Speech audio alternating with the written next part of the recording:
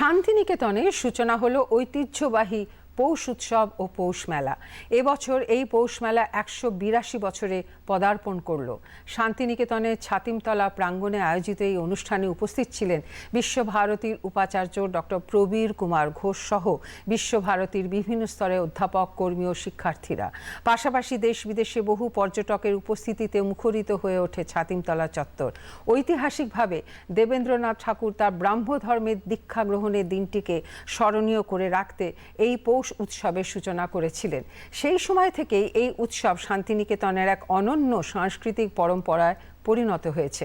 প্রতি বছরের মতো এবারও ভোরের আলো ফুটতেই রবীন্দ্রসঙ্গীত ও বৈদিক মন্ত্রোচ্চারণের মধ্য দিয়ে শুরু হয় পৌষ উৎসব ও পৌষ মেলার অনুষ্ঠান। শান্ত স্নিগ্ধ পরিবেশে অনুষ্ঠিত এই আচার অনুষ্ঠান শান্তিনিকেতনের ঐতিহ্য ও সাংস্কৃতিক উত্তরাধিকারকে নতুন করে স্মরণ করিয়ে দেয়। এদিনের পৌষ মেলার উদ্বোধন অনুষ্ঠানে উপস্থিত ছিলেন বীরভূম জেলা শাসক ধবল জৈন, বীরভূম জেলা পরিষদের সভাধিপতি কাজল শেখ সহ বিভিন্ন প্রশাসনিক আধিকারিকরা।